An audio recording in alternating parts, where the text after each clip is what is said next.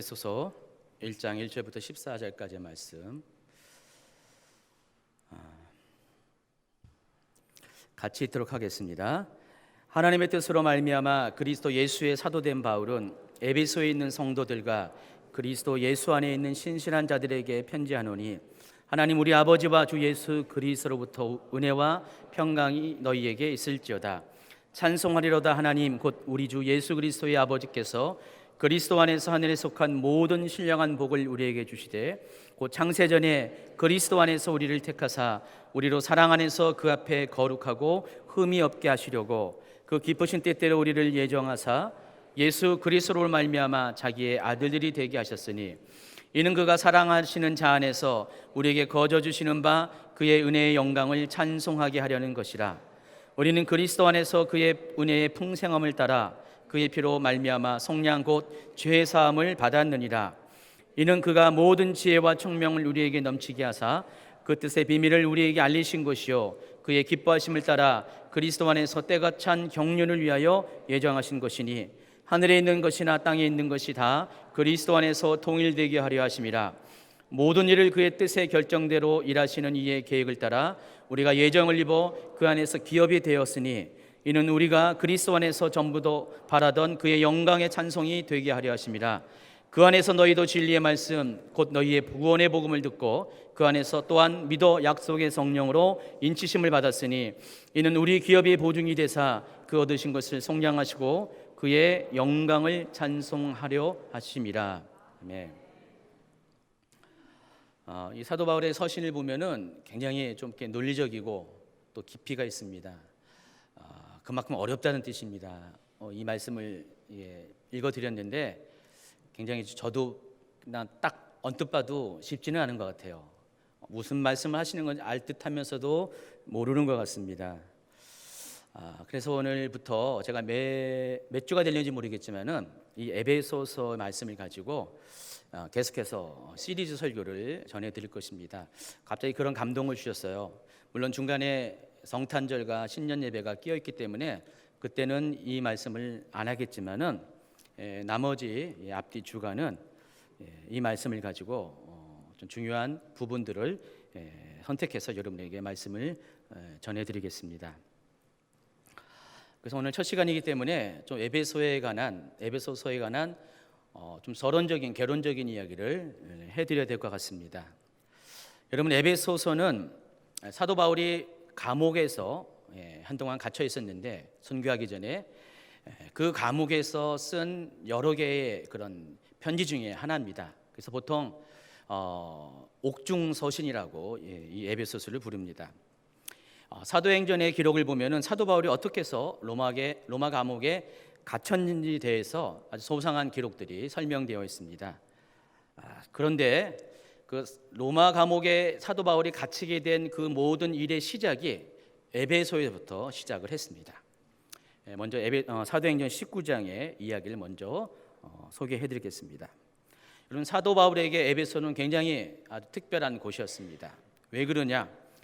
사도 바울이 3번에 걸쳐서 전도 여행을 했는데 그 중에서 2번에 걸쳐서 2차, 3차 전도 여행 때 이 에베소를 방문했습니다. 2차 전도 여행 때는 잠깐 방문했고 3차 전도 여행 때는 무려 3년 가까운 시간을 에베소에 머물면서 복음을 전했습니다. 여기서 많은 제자들을 만들어냈고요. 그리고 특별히 하나님께서 이곳에서 수많은 기사와 이적들을 많이 경험하게 했습니다. 그래서 그것에 대한 이 기록들이 사도행전 19장 8절부터 12절에 나와 있습니다. 한번 우리 같이 읽도록 하겠습니다. 바울이 회당에 들어가 석 달 동안 담대히 하나님 나라에 관하여 강론하며 권면하되, 어떤 사람들은 마음이 굳어 순종하지 않고 무리 앞에서 이 도를 비방하거늘 바울이 그들을 떠나 제자들을 따로 세우고 두란노 서원에서 날마다 강론하니라. 2해 동안 이같이 하니 아시아에 사는 자는 유대인이나 헬란이나 다 주의 말씀을 듣더라. 하나님이 바울의 손으로 놀라운 능력을 행하게 하시니 심지어 사람들이 바울의 몸에서 손수건이나 앞치마를 가져다가 병든 사람에게 얹으면 그 병이 떠나고 악기도 나가더라. 정말로 이 바울은 이 에베소에서 3년 가까운 시간을 보내면서 많은 사역들을 했습니다. 여러분 전도 여행 중에 바울이 3년을 에베소에 머물렀다고 그랬습니다. 그만큼 다른 도시에 비해서 에베소는 바울에게 있어서 아주 특별한 도시가 될 수밖에 없습니다. 더구나 하나님께서 여기서 놀라운 일을 행하셨는데 12절에 보니까 심지어 사람들이 바울의 손에서 손수건이나 앞치마를 가져다가 병든 사람에게 얹으면 그 병이 떠나고 악기도 나갔다 그랬습니다. 바울이 직접 안수해서 병 고쳤다는 것이 아니라 바울이 둘렀던 탈릿 있죠, 유대인들이 쓰던 그 기도보를 말하는 것입니다. 그 기도보를 가지고 병든 자에게 얹어 놓기만 하더라도 그 병이 고쳐졌다, 이런 보고를 하고 있습니다. 하나님은 이 에베소에서 정말 이 바울을 통해서 놀라운 일을 행하셨다는 것을 우리가 알 수가 있습니다. 그런데 그러던 어느 날 바울이 본인의 원함이 아니라 타의에 의해서 어떤 환경 때문에 에베소를 떠나게 되는 사건이 발생했습니다. 당시 에베소 사람들은 많은 우상을 숭배했어요. 그리스 로마 신화에 있는 많은 그런 신들, 그리고 황제 숭배가 아주 심했던 곳입니다. 그 중에서 에베소를 대표하는 신이 아데미 여신이었어요. 아르테미스 여신이라고 여러분 알고 있을 것입니다. 그래서 이 에베소에는요, 로마에 있는, 이탈리아에 있는 파르테논 신전, 우리가 파르테논 신전은 우리 역사에서 많이 배웠잖아요. 그거보다 4배나 큰, 굉장히 큰 아데네 신전이 그곳에 있었습니다. 그만큼 이 에베소에서는 이 아데미 신전이 굉장히 큰 숭배를 받고 있었어요. 그래서 그 에베소에서는요, 이 아데미 여신의 신상을 은으로 조각해서 만들어 파는 그런 사람들이 많이 있었습니다. 에베소에서만 유통될 것이 아니라 로마 제국의 전체에 이것이 팔려나갔는데, 그래서 그들에게 있어서 아주 중요한 경제 활동이었어요. 요즘 말로 말하면 먹거리 중에 하나였다는 것입니다. 자, 문제가 생겼습니다. 바울의 복음 전도가 얼마나 왕성했는지 많은 사람들이 아데미 신을 버리고 예수께로 돌아온 일들이 많아졌습니다. 한두 명이 아닐 거예요. 계속해서 많은 사람들이 복음으로 거듭나면서 자기가 섬기던 우상을 버리고 예수께로 돌아오다 보니까 그동안 이 아데미 신상을 만들어 파던 사람들에게 실제적인 문제가 생겼습니다. 안 팔리는 거예요. 그러니까 그들이 가만히 있을 수가 없어서 이 모든 일의 주범이 바울이라는 것을 알고요, 많은 사람들을 선동해가지고 바울을 쫓아버리려고 하는 군중 집회가 열리게 됐습니다. 그래서 그들은 아데미 여신을 계속 외치면서 당시 에베소에는 25,000명이 수용할 수 있는 넓은 원형 경기장이 있었는데 그곳으로 사람들이 모여들게 됐습니다. 큰 소동이 일어났습니다. 근데 마침 그것을 치리하는 행정 관료가 그것을 듣고 그 에베소 사람들을 설득해 가지고 소요는 끝나게 됐습니다. 그러나 이 일이 계기가 되어서 바울은 더 이상 에베소에 머물 수 없게 되었습니다. 그래서 에베소를 떠나서 바다 건너 이 마게도냐 지방으로 가게 되었습니다. 사도행전 19장은 여기까지 끝나고 사도행전 20장에는 이제 그리스로 건너간 사도 바울이 여러 지방을 다니면서 복음을 전하는 그런 기록들이 보여집니다.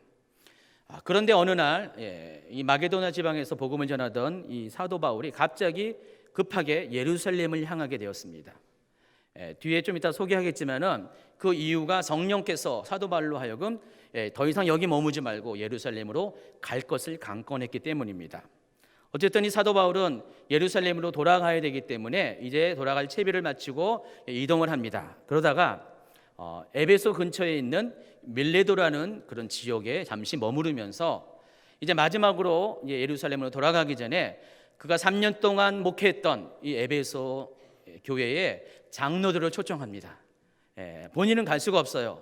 그 사건 앞전에 사건이 있었기 때문에 에베소에는 들어갈 수는 없고 대신 자기가 머무는 곳에 그 장로들을 초청을 합니다. 그래서 마지막으로 그들과 함께 작별의 시간을 갖습니다. 자, 그것이 사도행전 20장에 기록이 되어 있습니다. 17절부터 35절까지 마지막 고별 선교가 있는데 그 중에서 25절까지 말씀을 같이 한번 읽도록 하겠습니다. 이번에는 좀 쉬운 우리말 성경으로 같이 읽도록 하겠습니다. 우리 자막을 보시고요. 같이 읽습니다. 밀레도에서 바울은 에베소로 사람을 보내 교회 장로들을 불러오게 했습니다. 장로들이 도착하자 바울이 말했습니다. 내가 아시아 지방에 처음 간 그날부터 내가 여러분과 함께 있는 동안 어떻게 살았는지는 여러분이 잘 알 것입니다.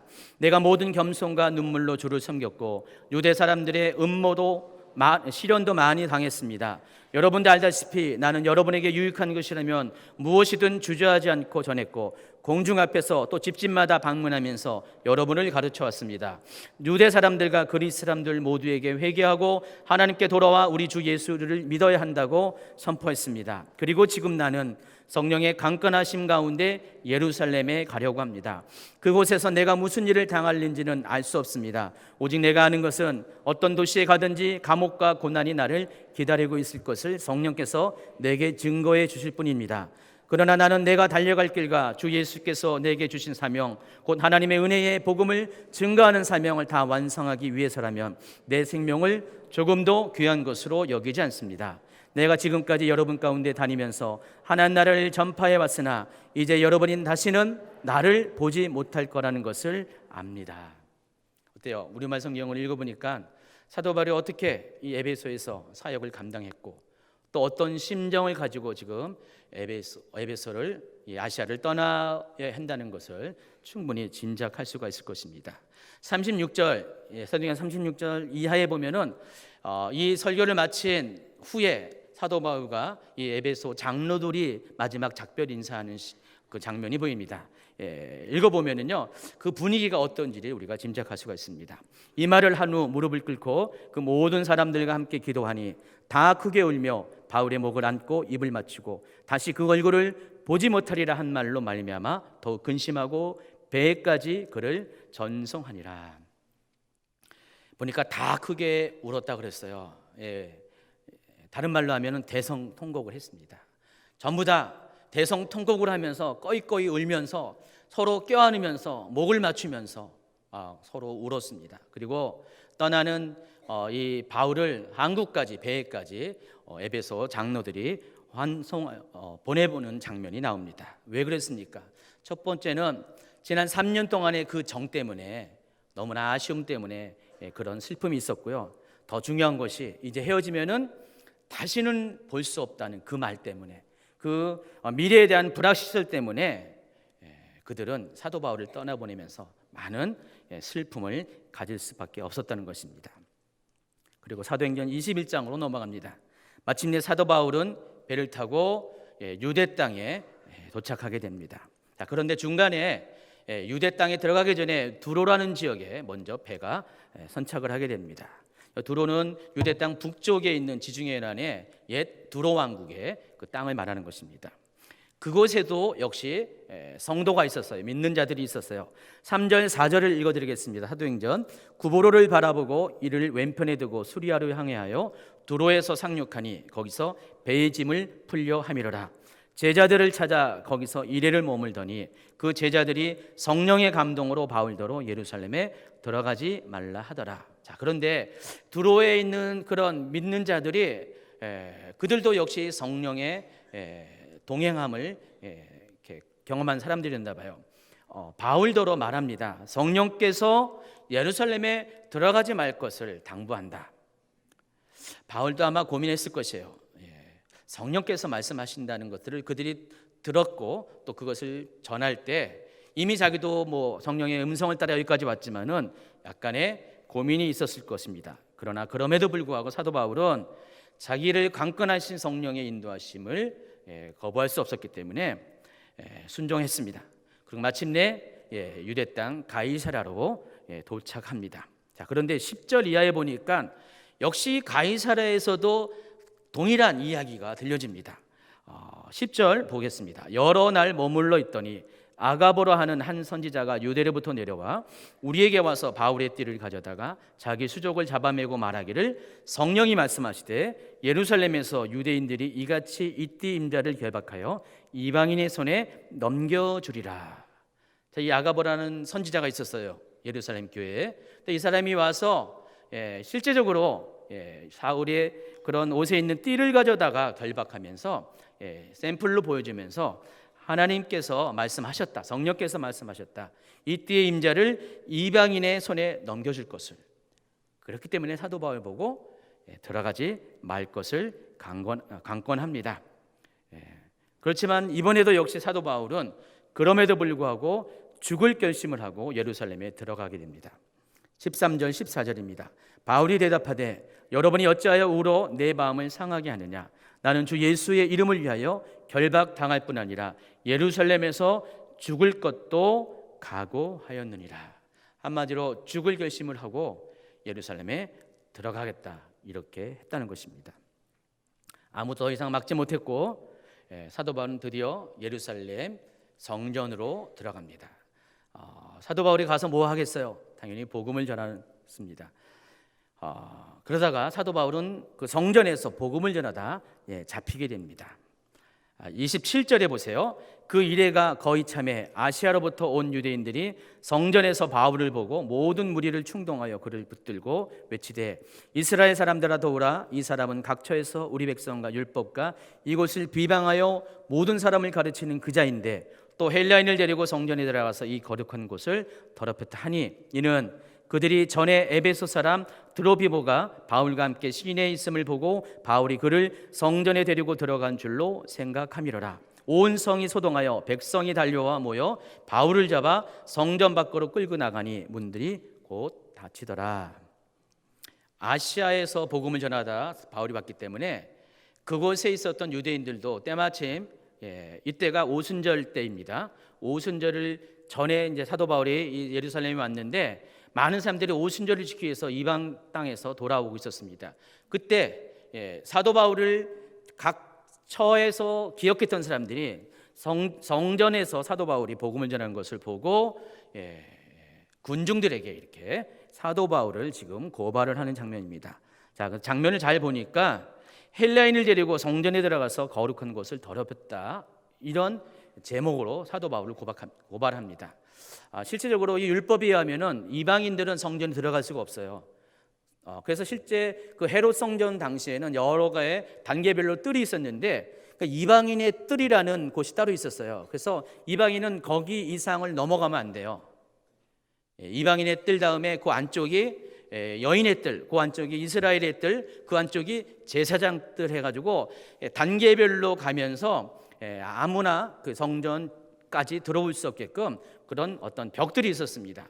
근데 아마도 그 이방인의 뜰을 넘어서 유대인들이 들어갈 수 있는 성전 쪽으로 이 헬라인인 뭐라고 했어요? 드로비모가 들어간 것을 유대인들이 봤나 봐요. 그래서 그것을 가지고 고발을 한 거예요. 자, 그렇게 되면 어떻게 됩니까? 당연히 유대인들이 이 얘기를 들을 때는 화가 날 겁니다. 그렇지만 그러지 않았어요. 드로비모가 거기 성전에 들어가지 않았습니다. 디모데후서 4장 20절에 보면은 이런 말씀이 있습니다. 에라스도는 고린도에 머물러 있고 드로비모는 병들어서 밀레도에 두었노니. 잘 보시면은 객관적으로 우리가 알 수 있는 것은 이 드로비모는 예루살렘에 있지 않았어요. 지금 이 당시에 사도 바울이 밀레도를 떠나올 때 그가 아팠기 때문에 거기 두고 다른 사람들과 함께 왔을 뿐입니다. 그런데 있지도 않은 헬라인을 빌미로 이 유대인들은 사도 바울을 지금 고발을 하고 있다는 것입니다. 어쨌든 그러면 이런 상황 가운데 사도 바울은 고발을 당하고 공회에 잡히고 하게 되고 그래서 이제 감옥에 갇히는 신세가 됐습니다. 사도행전은 모두 28장까지 기록이 되어 있는데 오늘 지금 읽어드린 21장 뒤에 나오는 22장부터 28장까지는 이런 소동이 계기가 되어서 여러 과정을 거쳐서 사도 바울이 결국 로마 감옥에 갇히는 그런 모든 과정들을 기록한 것이 나머지 부분이에요. 사도행전 어렵지 않죠? 22장부터 28장까지는 이제 총독 앞에 서 있고 또 왕 앞에 서 있고 그리고 마침내 로마까지 가게 되는 그런 모든 과정들이 어떻게 진행되는가를 기록한 것이 사도행전 22장부터 28장까지입니다. 그래서 사도행전 28장은 이렇게 끝납니다. 30절입니다.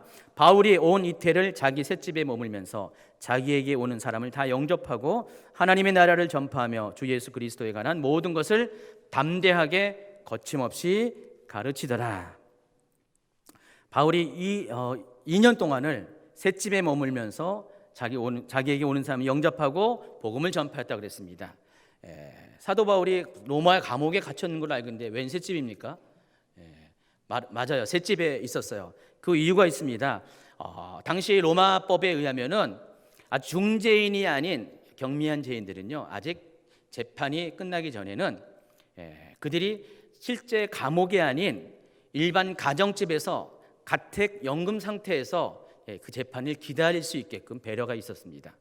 감옥도 많은 사람을 수용할 수 없으니까 경미한 죄인들은 그렇게 했습니다. 그래서 밖에서는 로마 군병들이 지키고 있고요, 그 안에서 나가지 못하고 계속해서 머물렀어요. 바울은 지금 그런 상태라는 것입니다.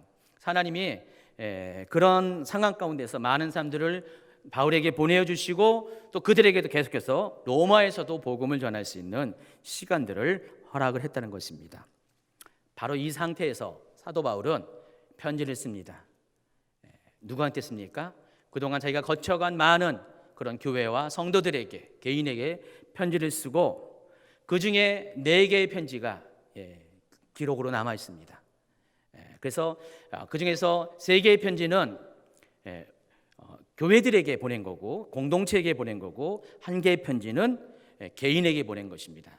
그래서 오늘 지금 시작하는 이 에베소서, 그 다음에 나와 있는 빌립보서, 그리고 골로새서는 교회들에게, 에베소 교회, 빌립보 교회, 또 골로새 교회에게 쓴 편지이고요. 그리고 디모데 전후서 뒤쪽에 나와 있는 빌레몬서는 개인에게, 빌레몬이라는 한 개인에게 쓴 편지입니다. 그래서 우리가 신약성경을 분류할 때 이 4가지의 성경을 가리켜서 바울이 감옥에서 쓴 편지다 해가지고 옥중 서신이라고 말하는 것입니다.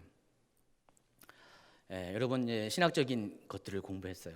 아주 기초적인 것들을 공부하는데 제가 이와 같이 긴 이야기를 여러분에게 소개를 했습니다. 물론 에베소를 앞으로 계속해서 공부하기 위해서 어떤 개론적인 것을 이야기하지만은 그와 더불어서 이 긴 이야기를 소개한 이유가 있습니다. 그것은 사도 바울과 에베소 성도들과의 특별한 관계가 어떠한 것을 설명하기 위해서입니다.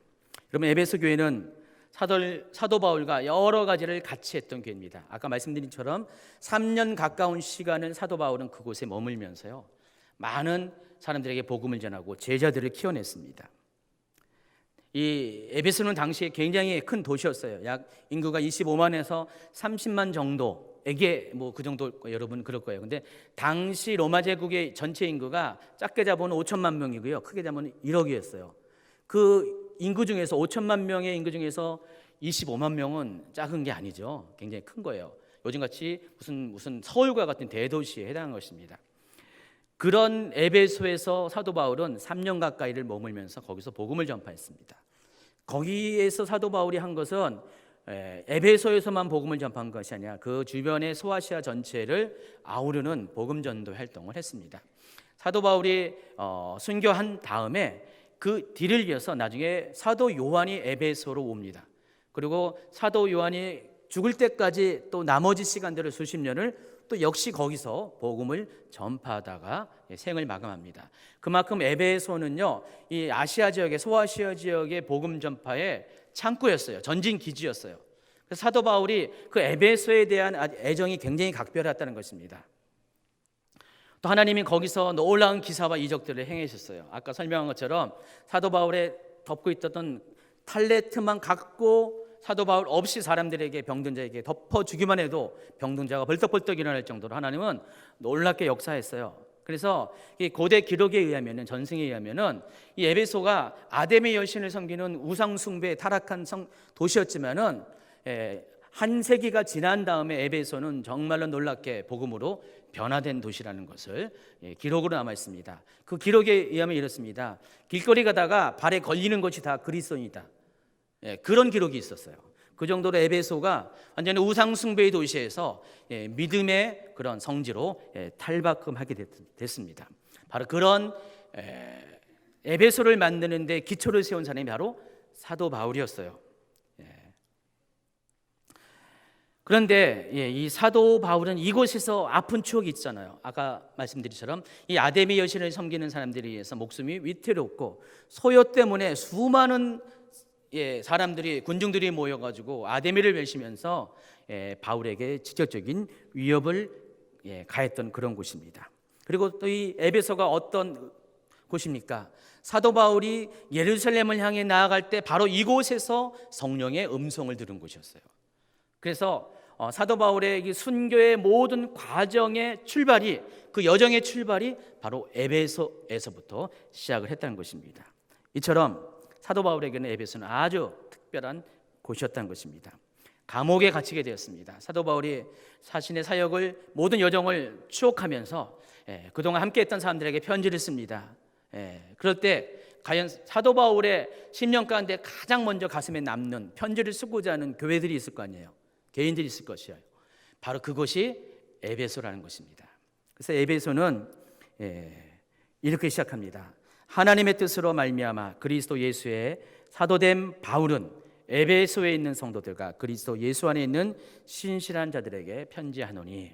이 다른 번역에서는요, 에베소에 있는 신실한 성도들이라고 이 두 가지 표현을 하나로 합쳐서 설명하기도 합니다. 그래서 사도 바울은 그런 심정을 가지고 에베소 성도들에게 편지를 씁니다. 그런 관계 안에서.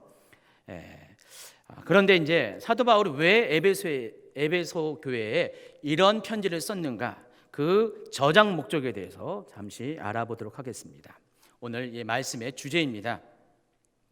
결론부터 이야기하면은 에베소서를 기록한 목적은 한 가지입니다. 하나됨을 위해서 쓰여졌다는 것입니다. 먼저는 하나님과 우리 개인이, 믿는 자들이 하나됨에 대해서, 두 번째는 교회 안에서 성도들 간의 하나됨을 위해서, 그리고 믿는 자들의 삶 가운데 엮여진 많은 관계들이 어떻게 하나 될 수 있는가, 바로 그것을 설명하기 위해서 쓰여진 것이 에베소서라는 것입니다. 그래서 에베소서 1장 10절에 이런 말씀이 있습니다. 하늘에 있는 것이나 땅에 있는 것이 다 그리스도 안에서 통일되게 하려 하심이라. 다른 말로 하면은 하나 되게 하려 하심이라. 3절에 보면은 찬송하리로다 하나님 곧 우리 주 예수 그리스도의 아버지께서 그리스도 안에서 하늘에 속한 모든 신령한 복을 우리에게 주셨다고 그랬습니다. 근데 그 내용이 4절부터 있습니다. 곧 창세전에 그리스도 안에서 우리를 택하사 우리로 사랑 안에서 그 앞에서 거룩하고 흠이 없게 하시려고. 하나님께서 이방인인 에베소 사람들을 택한 이유가 하나님의 사랑 안에서 그들의 성도의 교제와 사랑 안에서 하나님 앞에 거룩하고 흠이 없게 하시려고. 또 5절에 보니까 예수 그리스도를 말미암아 자기의 아들들이 되게 하시기 위해서. 그리고 결론적으로 그의 은혜의 영광을 찬송하는 존재가 되게 하기 위해서 에베소 사람들을 택했다는 것입니다. 그러면 이사야 43장에 보면은 하나님이 우리를 창조한 이유, 목적에 대해서 이렇게 설명합니다. 내 이름으로 불려지는 모든 자, 곧 내가 내 영광을 위하여 창조한 자를 오게 하라. 내가 그를 지었고 그를 내가 만들었느니라. 이 백성은 내가 나를 위하여 지었나니 나를 찬송하게 하려 함이라. 이 목적대로 에베소 사람들도 하나님이 그들을 그렇게 예수 그리스도 안에서 불렀다는 것입니다. 물론 유대인들은 이 이사야서의 말씀을 잘 알기 때문에 자신들이 왜 존재하는가를 분명히 알았어요. 근데 에베소 사람들은 이방인이에요. 유대교에 대해서, 성경에 대해서 몰라요. 그렇기 때문에 그들이 왜 존재하는가를 믿음 안에서 사도 바울은 설명을 하는데, 역시 마찬가지로 하나님을 찬송하는 존재로 그들을 만들기 위해서 그들을 불렀다고 말씀하십니다. 그리고 결론적으로 하나님이 에베소 사람들을 선택한 이유가 그리스도 안에서 모든 것을 통일되게 하기 위해서, 하나 되게 위해서 그들을 불렀다, 이렇게 설명을 합니다. 그래서 에베소서의 핵심 단어, 키워드는 통일, 하나됨입니다. 그러니까 에베소서는 모든 것을 하나 될 수 있도록, 하늘에 있는 것이나 땅에 있는 것이나 모든 것들을 하나 될 수 있도록 그 방법을 설명하기 위해서, 그 이유를 설명하기 위해서 쓰여진 책이라는 것입니다. 그래서 에베소서를 쭉 보면은요, 여러 곳에서 하나님에 대한 강조가 두드러지게 표현되어 있습니다. 한번 읽어드리겠습니다. 에베소서 2장입니다. 2장 19절. 그러므로 이제부터 너희는 외인이 아니요 나그네도 아니요 오직 성도들과 동일한 시민이요 하나님의 권속이라. 너희는 사도들과 선지자들의 터 위에 세우심을 입은 자라. 그리스도 예수께서 친히 모퉁이 돌이 되어셨느니라. 그의 안에서 건물마다 서로 연결하여 주 안에서 성전이 되어가고 너희도 성령 안에서 하나님이 거하실 처소가 되기 위하여 그리스도 예수 안에서 함께 지어져 가느니라 그랬습니다. 3장 5절입니다. 이제 그의 거룩한 사도들과 선지자들에게 성령으로 나타나신 것 같이 다른 세대에서는 사람의 아들들에게 알리지 아니하셨으니 이는 이방인들이 복음으로 말미암아 그리스도 예수 안에서 함께 상속자가 되고 함께 지체가 되고 함께 약속에 참여하는 자가 됨이라. 또 4절입니다. 4장 4절. 몸이 하나여 성령도 한 분이시니 이와 같이 너희가 부르심의 한 소망 안에서 부르심을 받았느니라. 주도 한 분이시요 믿음도 하나요 세례도 하나요 하나님도 한 분이시니 곧 만유의 아버지시라. 만유에 계시고 만유를 통일하시고 만유 가운데 계시도다. 또 4장 15절입니다. 오직 사랑 안에서 참된 것을 하여 범사에 그에게까지 자랄지니 그는 머리니 곧 그리스도라. 그에게서 온몸이 각 마디를 통하여 도움을 받음으로 연결되고 결합되어. 자, 보시면은 에베소를 보면은 전부 다 이 하나됨에 대한 것들이 많이 설명되어 있다는 것을 여러분이 알 수가 있습니다. 보통 우리가 이 에베소를 가리켜서 교회론을 가리키는 책이라고 합니다. 교회는 어떤 것인가? 교회는 어떤 모습으로 서 있는가? 그렇지만은 그보다 더 깊은 내용이 바로 교회는 하나됨을 위해서 만들어졌다는 것입니다. 그래서 하나님은 인간과 하나님의 하나됨에 대해서 에베소를 통해서 가르쳐 주시고요, 유대인과 이방인의 하나됨에 대해서, 또 성도와의 하나됨에 대해서, 또 성도 안에 있는 모든 그런 엮여진 관계들, 부부관계, 또 부모 자식 간에, 또 여러 가지 또 이웃과의 모든 관계들이 어떻게 하나 될 수 있는가에 대해서 설명을 하고 있습니다. 그래서 이 하나님의 하나됨의 그런 이 비전, 이 계획을 완성시킨 것이 바로 교회라는 것이에요. 그래서 우리는 교회 안에서 하나님과 하나 될 수 있고요, 성도와 성도가 하나가 될 수 있고, 여러분의 모든 관계 안에서 하나가 될 수 있습니다. 이 말은 다른 말로 말하면은 여러분이 교회 밖에 있으면은 결코 온전한 연합이 있을 수가 없다는 것입니다. 여러분이 교회가 왜 중요합니까? 하나님과 하나 될 수 있는 통로가 될 수 있기 때문에, 또 이웃과 하나 될 수 있는 통로가 될 수 있기 때문에 교회는 하나님이 그런 목적으로 세우셨다는 것입니다. 그들이 이방일지라도 하나님은 교회 안에서 하나가 되게 하는 것이에요. 그래서 여러분이 교회 안에 있는 것은요, 하나님이 여러분에게 이런 하나됨의 복을 여러분을 통해서, 삶을 통해서 성취하기 위해서 여러분을 성도로 부르셨다는 것들을 꼭 명심하시기 바랍니다. 저는 이 에베소서를 묵상하면서 오늘날의 시대를 바라보게 됩니다. 특히 대한민국을 바라봅니다. 왜냐하면 사도 바울이 강조한 것처럼 지금 대한민국에 필요한 게 뭐예요? 하나됨이에요. 여러분의 가정에 필요한 게 뭡니까? 하나됨입니다. 또 우리 주임제 교회에 필요한 것도 역시 하나됨이라는 것입니다. 이틀 전 대통령이 탄핵을 당했습니다. 제가 한두 달 전에 설교를 통해서 이미 말씀드렸어요. 2004년에 이미 우리는 앞전에 한 대통령을 탄핵시켰던 경험이 있습니다. 자, 그런데 그 탄핵시켰던 그 주체가 되는 사람들이 지금 또 다시 탄핵을 당하게 됐습니다. 저는 지금 이 시간 누가 잘했냐, 누가 못했냐, 그것을 말하자고자 하는 것이 아닙니다. 진실이 무엇인지, 거짓이 무엇인지 그것을 말하는 것이 아닙니다. 중요한 것은 우리는 우리가 행했던 모든 것에 대해서 하나님으로부터의 우리가 대가를 반드시 받을 수밖에 없기 때문에, 그렇기 때문에 우리는 남을 비판하지 말아야 된다고 설명을 했습니다. 마태복음 7장 1절 2절에 이런 말씀이 있었어요. 비판을 받지 아니하려거든 비판하지 말라. 너희가 비판하는 그 비판으로 너희가 비판을 받을 것이요 너희가 헤아리는 그 헤아림으로 너희가 헤아림을 받을 것이니라. 놀랐습니다. 무섭습니다. 우리가 비판했던 그 비판대로, 헤아렸던 그 헤아림대로 지금 그런 일들이 일어나고 있어요. 그래서 신중해야 돼요. 자신의 삶에 대해서 신중해야 되고요, 타인의 삶에 대해서도 타인의 행동에 대해서도 여러분 신중하게 바라보고 신중하게 말해야 한다는 것입니다. 여러분 중에 죄 없는 자가 있습니까? 여러분 타인의 죄에 대해서 여러분이 돌을 들어서 그를 던질 수 있는 마땅한 자격을 갖춘 사람이 있습니까? 아무도 없을 것입니다. 물론 대통령은 당했습니다. 잘못이 분명히 있습니다. 그 주변의 잘못들도 많이 있었습니다. 탄핵을 당할 수밖에 없는 어떤 환경이 있었습니다. 조건이 있었습니다. 그래서 탄핵을 당했습니다. 그러나 아마 탄핵을 시킨 사람들의 마음이 편할까? 제가 보기에는 불편할 것 같아요.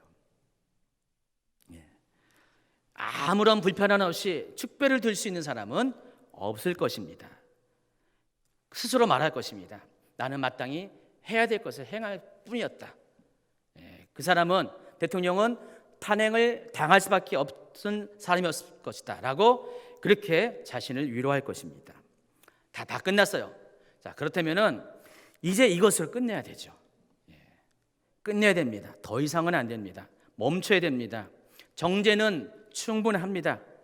지금 멈춰야 이 나라가 더 어려워지지 않기 때문에 그렇다는 것입니다. 물론 우리에겐 두 가지의 아쉬움이 있어요. 아직도 흥분과 분노가 가라앉지 않은 분들이 있을 것입니다. 한편으로는 너무한다, 너무 심하다, 억울하다고 생각하는 분도 계실 것입니다. 그러나 그럼에도 불구하고 이제 여기서 마무리해야 된다는 것입니다. 특별히 믿는 자들이 그리해야 한다는 것입니다. 저는 믿음의 사람들이 이 일을 통해서 이쪽 편과 저쪽 편에서 갈라지는 것들을 많이 봅니다. 이 일이 아니면은 그럴 이유가 없는데, 싸울 일이 없는데 막 싸우고 있어요. 막 갈라지고 있어요. 근데 우리가 그렇게 될 수밖에 없는 이유는 우리가 세상에 말하는 것에 자꾸만 귀를 기울이기 때문에 그래요. 세상에서 보여주는 것에 자꾸만 마음이 가기 때문에 우리의 마음과 생각의 판단이 자꾸만 이쪽이 아니면 저쪽으로 자꾸만 기울여지게 된다는 것입니다. 여러분에게 권면합니다. 이럴 때일수록 여러분은 모든 정보들을 세상으로부터 받지 마세요. 하나님으로부터 받기 바랍니다. 성경이 무엇을 말하는지, 주님이 원하는 것이 무엇인가, 주님의 마음이 어떤 마음을 품고 있는가를 지금 이 시간에 좀 생각을 하셔야 된다는 것입니다. 또 한 가지는 믿음의 사람들은요, 이 시대에 일어나고 있는 상황들을 영적 전쟁의 관점에서 바라봐야 된다는 것입니다. 육신의 눈은 이제는 감으세요. 육신의 눈으로 따진다면 여러분 맹인이 되시기 바랍니다. 대신 영적인 눈들을 이제는 떠가야 된다는 것입니다. 같은 이 에베소서 6장 12절에 이런 말씀이 있습니다. 우리의 씨름은 혈과 육을 상대하는 것이 아니요 통치자들과 권세들과 이 어둠의 세상 주관자들과 하늘에 있는 악의 영들을 상대함이라. 여러분이 만일 육신의 눈을 감으시고 영적인 눈을 뜨고 세상을 바라본다면은, 이 시대에 일어난 일을 바라본다면은 지금 일어나는 모든 일들이 무엇 때문에 어느 누가 이런 일을 벌이고 있다는 것을 깨닫게 된다는 것입니다. 바로 누굽니까? 사탄 마귀입니다. 사탄 마귀가 어떤 강력한 무기를 가지고 이 나라와 민족을 공격하고 있다는 것을 확인하게 될 것입니다. 그것이 뭡니까? 하나 되지 못하게 하는 것입니다. 분열시키는 것. 그래서 사탄 마귀는, 악한 영들은 우리 민족 가운데, 이 시대 가운데 여기저기에 분리하게 하는, 분열하게 하는 그런 영들을 풀어놓고 있다는 것입니다. 서로를 반목하게 합니다. 불신하게 합니다. 판단하게 하고 비방하게 하고 비난과 정죄를 하게 한다는 것입니다. 물론 하나님을 모르는 사람들에게 있어서, 세상에 있는 사람들에게 있어서 그들이 아직 영적으로 깨어나지 않았기 때문에, 영적으로 죽은 자이기 때문에, 육신에 속한 자이기 때문에 그런 환경과 그런 상황에 휘달릴 수밖에 없는 것은 당연한 것이에요. 그러나 믿음의 사람들은 그렇지 않아야 돼요. 영적으로 깨어 있어서 왜 이런 일이 일어난 것에 대해서 여러분이 생각을 하셔야 된다는 것입니다. 그래서 교회 안에서는 적어도 이 부분에 대한 분리가 없어야 돼요. 여러분이 영의 눈으로 바라보면은 지금 이 상황들이 모두가 우리를 무너뜨리게 하고 하나됨을 방해하는, 하나님이 원래 그 비밀의 경륜이 우리가 하나 되게 하는 것인데, 만유가 통일되게 하는 것인데, 그것을 반대하고자 하는 이 악한 영의 계략이라는 것을 깨달아야 한다는 것입니다. 그래서 더 이상 분리의 영에 속아서는 안 된다는 것입니다. 만약에 지금 이것을 멈추지 않는다면요, 문제가 더 커질 수밖에 없어요. 더 많은 비방과 정죄가, 또다시 악순환을 하게 될 것이고요. 더 많은 사람들이 냉정함을 잃고 악한 상황을 향해 치닫게 된다는 것입니다. 그래서 누군가는 이 악순환의 고리를 끊어내야 돼요. 누가 끊어야 됩니까? 정치권에서 이것을 기대할 수가 있습니까? 이 세상의 리더가 그것을 할 수 있는 사람이 거의 없을 것 같아요. 하나님은 여러분에게 먼저 아는 자들에게, 하나님을 먼저 아는 여러분에게 이 사명을 주셨다는 것입니다. 그래서 여러분 분명히 아시기 바랍니다. 이 역사 가운데 뒤에 일어나고 있는 악한 영의 역사를 바라보셔야 한다는 것입니다. 요즘 함부로 내 생각을 말하고 주장할 수가 없어요. 워낙에 예민한 그런 입장이 있기 때문에. 어느 목사님이, 아주 유명한 목사님이에요. 여러분 다 아는. 근데 목사님이 설교 가운데 한 부분에서 이 이야기를 다뤘어요. 시국에 관한 이야기를 다뤘어요. 다뤘더니 한 10,000명 정도 모이는 교회이기 때문에 다양한 사람들이 있잖아요. 어떤 일단의 분들이 반발을 하셨대요. 이 목사님은 자주간 그러지 말자, 더 이상 하지 말자.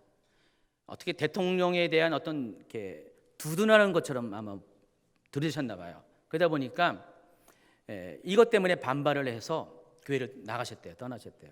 참 이런 모습을 보면서 너무 답답해요. 저도요.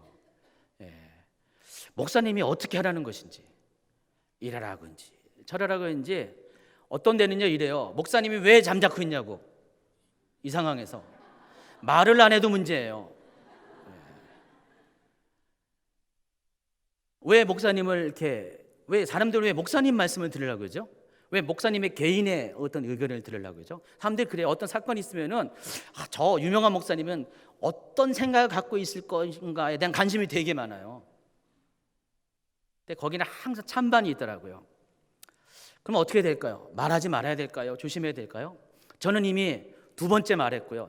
오늘 세 번째 말하는 거예요. 저는 계속 말해야 된다고 생각해요. 목회자는, 주의 종은, 하나님 말씀을 아는 사람은 계속해서 말해야 돼요. 그러나 중요한 것이 있습니다. 내 뜻이 아니에요. 내 생각이 아니죠. 뭘 말해야 됩니까? 성경을 말해야 되죠. 성경에서 무엇을 말하는지, 어떻게 말하는지, 하나님의 마음이, 뜻이 무엇인지를 제대로 설명해야 되죠. 그러면은 대꾸할 것이 없어요. 문제가 없습니다. 저도 그런 차원에서 오늘 에베소서를 마침 하면서 이 대목에서 하나됨에 대해서 말씀을 드리는 것입니다. 하나님이 가령 원하는 것이, 지금 이 순간에 원하는 것이 무엇입니까? 바로 하나가 되는 것이에요. 대한민국이 하나가 되는 것입니다. 대한민국을 나누는 이 분리의 영과 싸워서 마땅히 그것을 볼 줄 아는 영적인 시야를 가진 성도들이 바로 그것을 대적하여 싸우는 것입니다. 어떻게 싸웁니까? 데모하는 것이 싸우는 것입니까? 아니죠. 여러분, 데모하는 현장 가면은 부딪히고 서로 육적인 반응을 할 수밖에 없어요. 기도하는 것이죠. 어떻게 기도합니까? 바로 결렬된 곳에서, 무너진 곳에서, 지금 대한민국의 모든 것들이 많이 무너졌는데 그 현장 들어가서 여러분이 기도해야 됩니다. 산 꼭대기에서, 성 위에서 여러분 이것을 바라보면서 왜 이런 일이 일어나는가를, 영적인 세계를 바라보면서 기도해야 됩니다. 그리고 전쟁터에서, 영적 전쟁터에서 이 일을 주도하고 있는 악한 영과의 영적 전쟁을 선포하면서 여러분이 기도하시기 바랍니다. 여러분이 기도하면 변합니다. 반드시 변합니다. 대한민국이 안 변하는 것은 기도 안 해서 그래요. 여러분이 실제로 한번 여러분, 이 크리스찬들이 말로만 1,000,000명, 1,200명, 10,000명, 실제적으로는 반토막밖에 안 돼요. 현재 실제적인 그 600만 명이라 할지라도 여러분이 기도하면은, 여러분이 어떤 세상적인 사람들의 그런 육적인 반응이 아니라 정말 이것을 가지고 아파하면서 슬퍼하면서 기도한다면은 이 나라는 변할 것입니다. 반드시 변하게 된다는 것입니다. 이것은 육신의 싸움이 아니에요. 눈에 보이는 싸움이 아니라 영적인 싸움입니다. 하나님이 하나 되게 하는 이 세상을, 하나님의 비전을 막아서게 하는 바로 사탄의 계략이라는 것입니다. 분리의 영들이, 분열의 영들이 사람들을 자꾸만 선동하고 흥분하게 하고 그렇게 만들어가는 것입니다. 자, 그런데 하나됨에 있어서 중요한 전제가 있습니다. 다시 한번 10절의 말씀을 읽도록 하겠습니다. 하늘에 있는 것이나 땅에 있는 것이 다 그리스도 안에서 통일되게 하려 하심이라. 하나됨을 위해서 우리가 여러분이 잊지 말아야 될 것, 아주 중요한 것을 놓치면 안 됩니다. 그리스도 안에서입니다. 왜냐하면 하나됨의 유일한 길은 그리스도 안에서이기 때문입니다. 예수님이 없이는 세상은 하나 될 수가 없습니다. 그리스도 밖에서는 결코 세상이 하나 될 수가 없습니다. 그리스도 밖에서는 분열과 다툼이 있을 수밖에 없어요. 오직 예수님 안에서만이 우리에게 유일한 하나됨의 길을 찾아낼 수가 있다는 것입니다. 그래서 이 에베소서에 보면은요, 아까 하나됨에 대한 이야기도 많이 있지만은 여기저기서 그리스도 안에서라는 단어들이 많이 표현이 되고 있음을 알 수가 있습니다. 오늘 본문만 해더라도요, 오늘 3절부터 13절까지만 해도요, 거의 매 절마다 그리스도 안에서라는 단어들이 계속적으로 반복적으로 표현되고 있습니다. 한번 확인해 볼까요? 아까는 대충 읽어서 여러분 기억 못하는데 한번 읽어보면은 정말로 각 절마다 그리스도 안에서라는 단어들이 포함되고 있다는 것을 알 수가 있습니다. 한번 보겠습니다. 3절부터 예수 그리스도의 아버지께서 그리스도 안에서 하늘에 속한 모든 신령한 복을 우리에게 주셨다고 그랬어요. 4절을 보세요. 창세전에 그리스도 안에서 우리를 택하사. 5절에 보세요. 예수 그리스도로 말미암아 자기의 아들들이 되게 하셨고, 또 6절에 보세요. 그가 사랑하는 자 안에서, 또 7절에도 우리는 그리스도 안에서 그의 은혜의 풍성함을 따라, 또 9절에 보세요. 그의 기뻐하심을 따라 그리스도 안에서 때가 찬 경륜을 위하여, 10절에도 그리스도 안에서 통일되게 하려 하십니다. 11절에 그 안에서 기업이 되게 되었으니, 12절에 보세요. 우리가 그리스도 안에서, 13절에도 그 안에서. 다 보세요. 여러분 그냥 아까 그냥 스쳐 지나갔지만은 오늘 이 본문에서도 매 절마다 그리스도 안에서, 그 안에서, 사랑하는 자 안에서 계속 반복적으로 우리가 그리스도 안에서 하나 될 것을 우리에게 계속해서 요구하고 있다는 것을 알 수가 있습니다. 그래서 여러분이 여지껏 바라보고 생각하고 또 말하고 했던 모든 것들의 관점을 이제는 바꾸셔야 된다는 것입니다. 우리가 하나됨을 다 원하잖아요. 하나됨을 목표로 하는데 세상의 방법으로 하나 될 수가 없습니다. 그리스도 밖에서는 오직 한 가지, 그리스도 안에서 여러분이 하나 되는 비결을 배워가시기 바랍니다. 그리스도 안에서라는 것은 뭡니까? 바로 그분의 생각 안에서, 그분의 마음 안에서, 그분의 뜻 안에서, 그분의 길 안에서, 그분이 말한 말 안에서, 행동 안에서 모든 것을 행하라는 것입니다. 그리하면은요, 우리가 하는 행동이 결정이 되는 것이에요. 4장 2절에 보니까 1절부터 읽겠습니다. 그러므로 주 안에서 갇힌 내가 너희를 권하노니 너희가 부르심을 받은 일에 합당하게 행하여 모든 겸손과 온유로 하고 오래 참음으로 사랑 가운데 서로 용납하고 평안에 매는 줄로 성령이 하나 되게 하신 것을 힘써 지키라. 바로 이것이 그리스도 안에서 여러분을 향한 하나님의 뜻이라는 것입니다. 말로만 예수하지 마세요. 행동으로도 이제는 여러분이 그렇게 행하시기 바랍니다. 판단하지 마십시오. 비방하지 마십시오. 정죄하지 마십시오. 돌을 던지는 건 물론이거나 들지도 마시기 바랍니다. 여러분에게 지금 필요한 것은 그런 것이 아니라 세상을 화평케 하는 능력이 여러분에게 필요하다는 것입니다. 이 마태복음 5장 9절에서 여러분을 가리켜서 뭐라고 했습니까? 화평케 하는 자는 복이 있나니 그랬어요. 이미 여러분은 화평케 하는 자라 그랬습니다. 그걸 통해서 여러분이 정말 하나님의 아들이구나 하는 그런 인정함을 받아야 한다는 것입니다. 하나님께서 여러분을 하나님의 자기의 아들들이 되게 하셨다고 그랬어요. 그리스도 안에서 여러분을 택정하셔서 그 아들됨의 증거를 어떻게 보여야 됩니까? 여러분이 화평케 하는 삶을 살아갈 때 그렇게 된다는 것입니다. 그래서 여러분 말 한마디, 행동 하나가 굉장히 조심해야 돼요. 이제는요, 내 안에 살아계신 그리스도를 내가 살아가는 그런 삶의 모든 것들을 통해서 드러난다는 것들을 여러분이 명심하셔야 된다는 것입니다. 함부로 비난하지 마세요. 함부로 말하지 마세요. 이 시국에 대해서도요, 왼쪽 오른쪽을 여러분이 심하게 선택하지 마시기 바랍니다. 그냥 하나님의 뜻이 이루어지기 위해서 여러분 이것이 가장 무능한 것처럼 보이지만은 십자가가 가장 보잘것없고 가장 무능한 것처럼 보였지만 결국은 세상을 변화시키는 능력이 된 것처럼 여러분이 잠자코 있는 것처럼 보이지만은 그 안에 있는 강력한 기도가 이 세상을 변화시킨다는 것입니다. 당장은 지금 효과가 나타나지 않을지라도 여러분이 이 영적인 세력을 향해서 여러분이 그들을 대적하여 선포하면서 목표를 가지고 기도하게 되면은 그 악한 영들이 물러가면은 사람들의 마음이 다시금 평안한 가운데로 돌아오게 된다는 것입니다. 이 세상은 우리의 방법으로는 결코 화평할 수가 없습니다. 평안할 수가 없습니다. 모든 이 분란을 잠재울 수 있는 것 바로 여러분의 몫입니다. 여러분이 아니고서는 불가능합니다. 이 세상 어느 탁월한 지도자도 이 문제를 해결할 수가 없어요. 사도 바울은요, 에베소에서도 그렇고요, 예루살렘에도 그렇고 복음을 전하는 것 때문에 그를 핍박하고 선동하는 무리들 때문에 많은 환난을 겪었습니다. 그러나 그럼에도 불구하고 사도 바울이 놓지 않는 것 한 가지입니다. 성령을 쫓는 것이었어요. 성령이 무엇을, 하나님의 뜻이 어떤가를 가르쳐준 그대로 그는 쫓아갔다는 것입니다.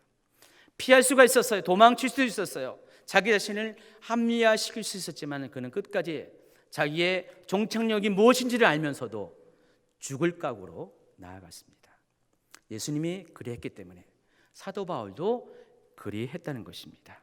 여러분은 그렇기 때문에 예수님을 본받듯이 이제는 사도 바울의 선택과 결정과 행하는 것을 본받기 바랍니다.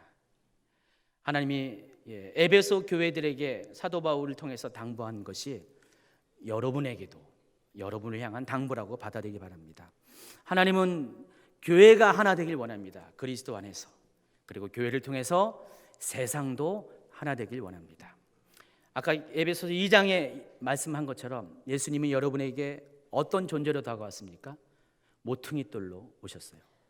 이 모퉁이돌은 교회를 세우는 기초석입니다. 연결점입니다. 모퉁이돌이 없으면 건물이 세울 수가 없어요. 교회라는 공동체가 세울 수가 없습니다. 자, 그런데요, 우리가 경험하는 이 건물들은요, 서로 다른 이질적인 벽들이 존재합니다. 이 면의 벽과 저면의 벽은 달라요. 실제로 사도 바울이 겪었던 것은 이방인이라는 한 벽이 있었고요, 유대인이라는 한 벽이 있었습니다. 각가지 다양한 벽들이 있었어요.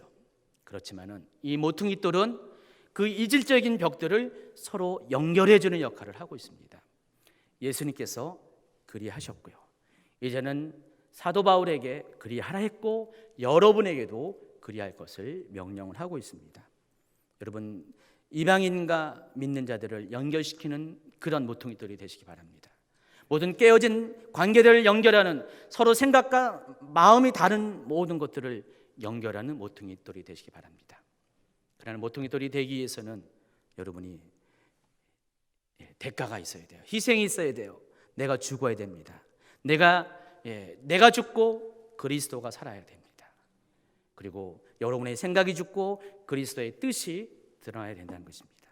한 가지 방법입니다. 기도하는 것밖에 없습니다. 계속 제가 이 얘기를 하면은 목사님은 너무 무능해, 너무 무책임해, 무슨 기도가 되수냐고 그렇게 생각하는 분이 있지만은 실제로 그래요. 그것밖에 없어요. 방법이 없어요 지금. 여러분이 기도하시고요, 하나님께 이 부분에 대해서 다 의탁을 하시기 바랍니다. 하나님은 반드시 여러분의 기도를 들으실 것이고요, 이 나라를 반드시 변화시켜 줄 것입니다. 어디 뭐 시위 현장이나 나가지 마세요. 기도하는 현장에는 가세요. 시위하는 이런 데는 절대로 나가지 마시고요, 어느 편에도 여러분 쓰지 마시고요, 여러분 하나님 편에 쓰시기 바랍니다. 오직 그리스도 안에서 하나됨의 그런 사명을 감당하는 저와 여러분 되기를 예수님을 축원합니다.